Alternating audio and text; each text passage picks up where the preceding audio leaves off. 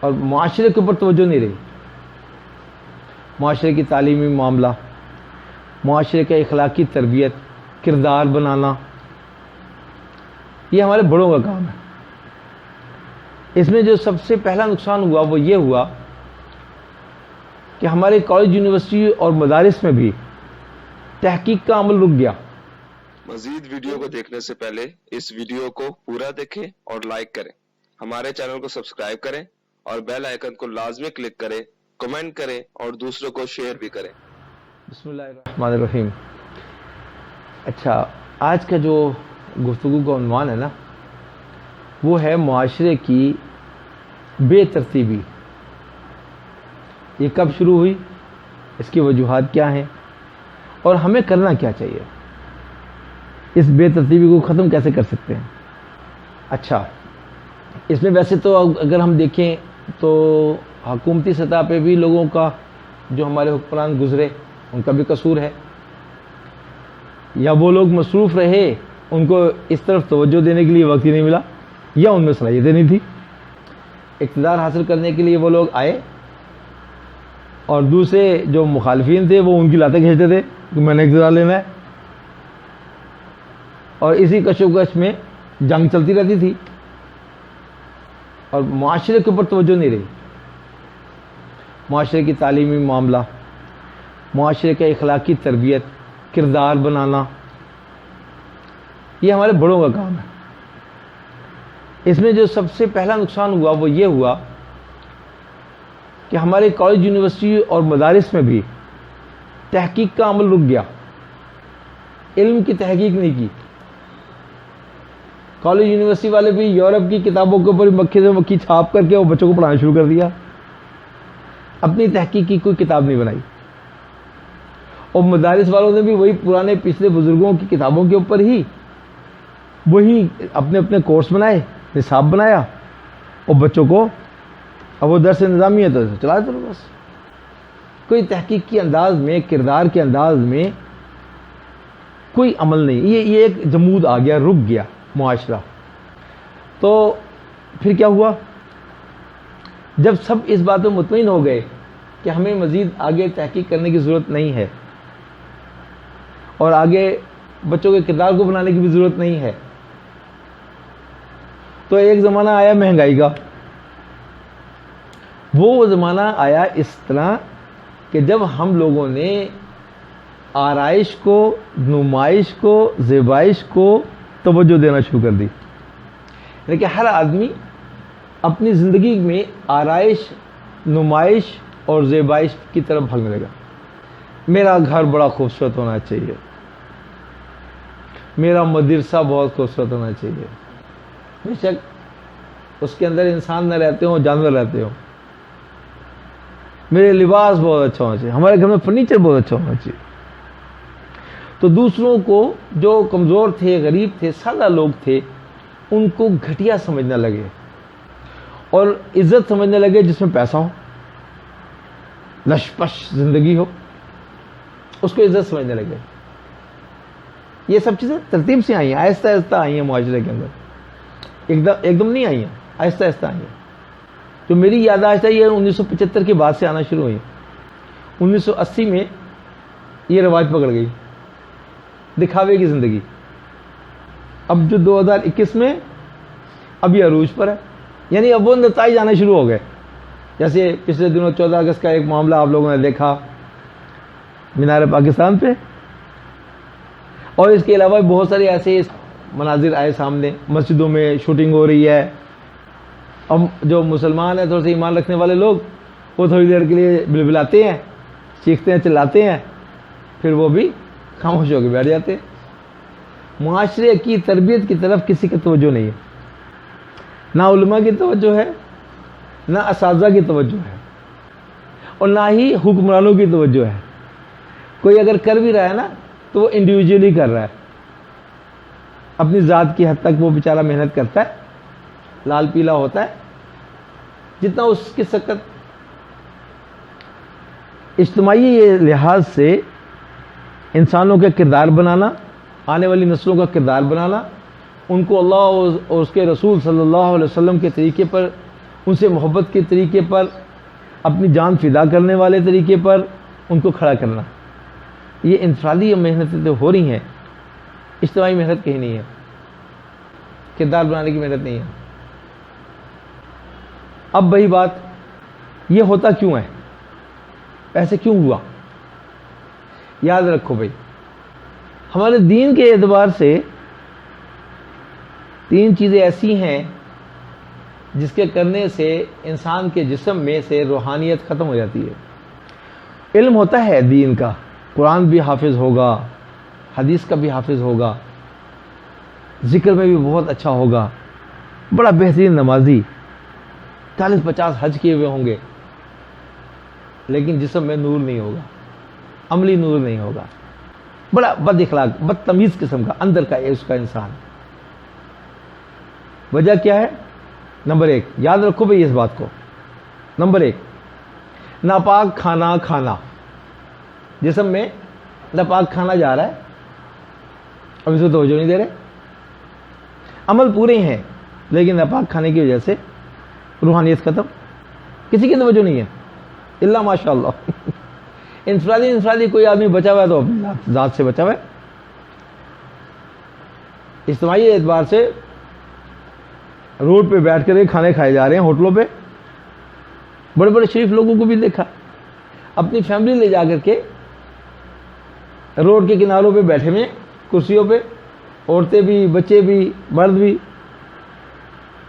اور کھانا کھا رہے ہیں. کوئی تحقیق نہیں ہے کھانا پکانے والا، یا وہ جس برتنوں میں وہ کھانا پکا، یا وہ جو کھانا پک رہا ہے وہ پاک بھی ہے کہ نہیں ہے. اور اس میں اپنے آپ کو فیشن سمجھتے ہیں، وہ ہم نے آج باہر کھانا کھایا تھا. چھوٹے چھوٹے بچوں بھی، وہ تو یہ سمجھتے ہیں نا کہ بڑے ہمارے ماں باپ لے کے آئے ہیں تو یہاں کھانا جائز ہے، ٹھیک ہے. اب وہ جو ناپاک کھانے سے جو خون بنا، اور اس ناپاک کھانے سے جو جسم میں ہڈیاں اور گوشت بنی، بتاؤ کیا وہ ناپاک کھانے کے جسم کوئی روحانیت والے کام کرے گا؟ نہیں کرے گا نا. اچھا چلو دوسری بات، ناجائز. ایک ہے ناجائز کھانا، ایک ناجائز پیسوں سے کھانا، حرام پیسے. اس کی بھی تمیز ختم ہو گئی. پہلے وہ تحقیق کرتے تھے نا کھانا کھانے سے پہلے کہ یہ کھانا جائز بھی ہے یا ناجائز ہے.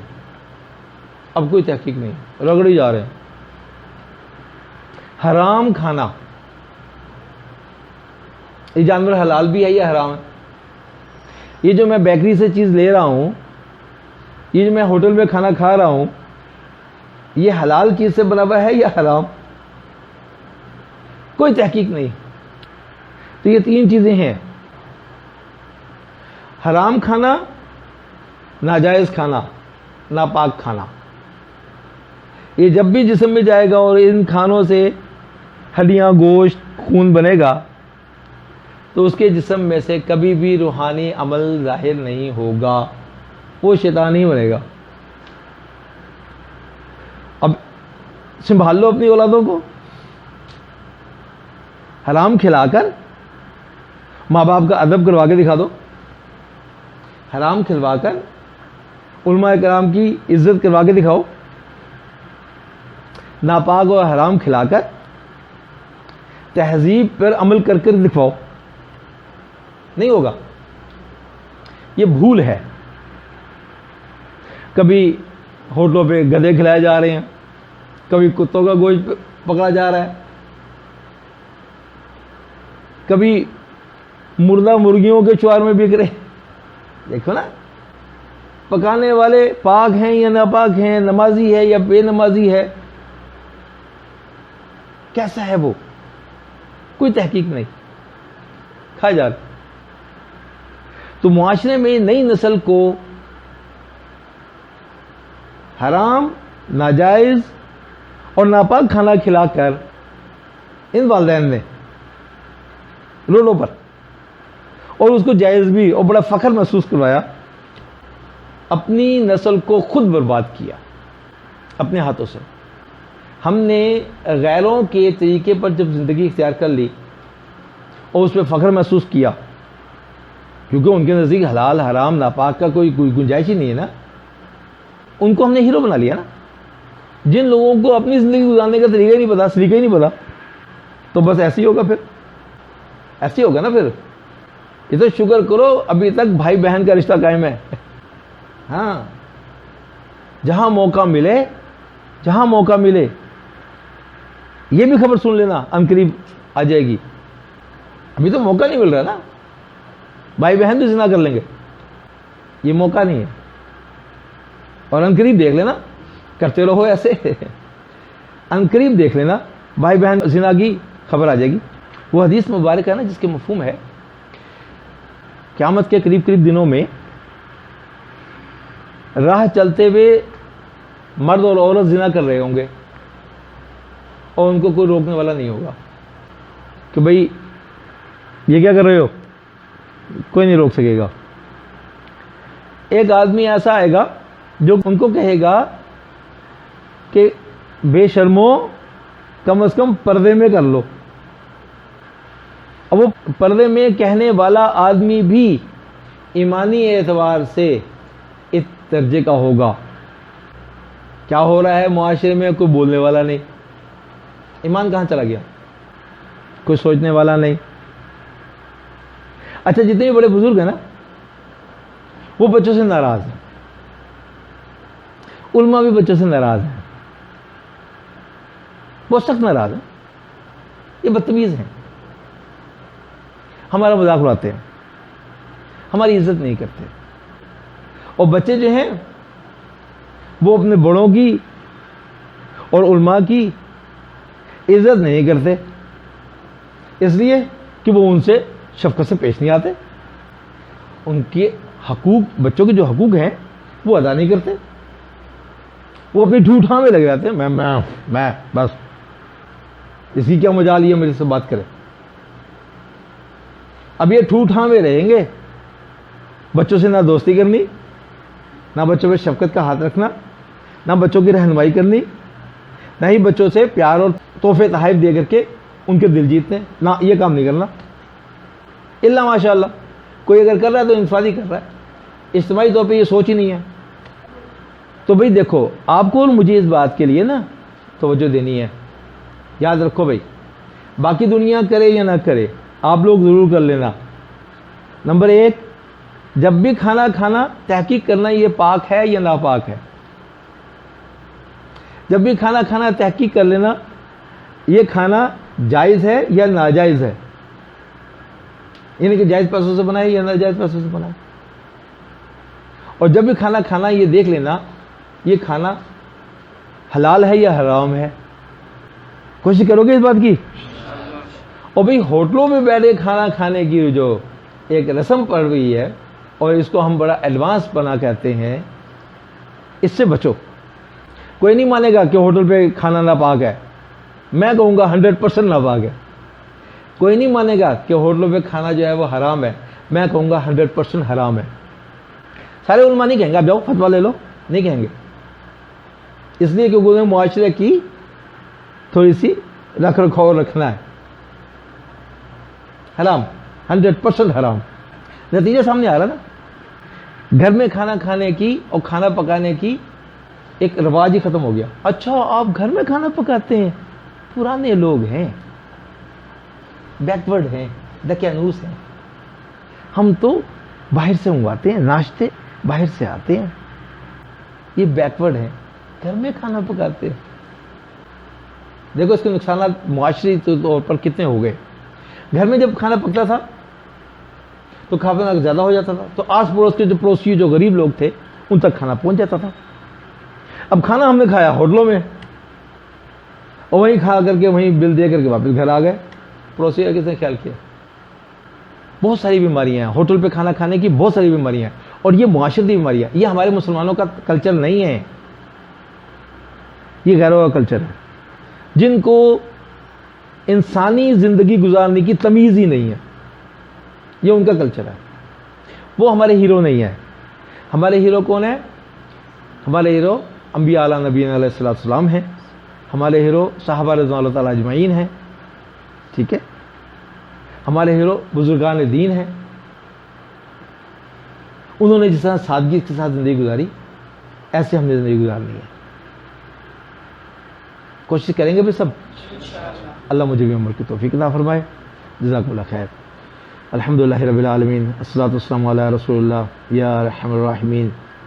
اللہم اغفر لنا ولوالدی وللمؤمنین والمؤمنات والمسلمین والمسلمات والاحیاء منہم والاموات. یا مقلب القلوب ثبت قلوبنا علی دینک. یا مصرف القلوب صرف قلوبنا علی طاعتک. وصلی اللہ تعالی علی خیر خلقہ محمد وآلہ وصحبہ اجمعین.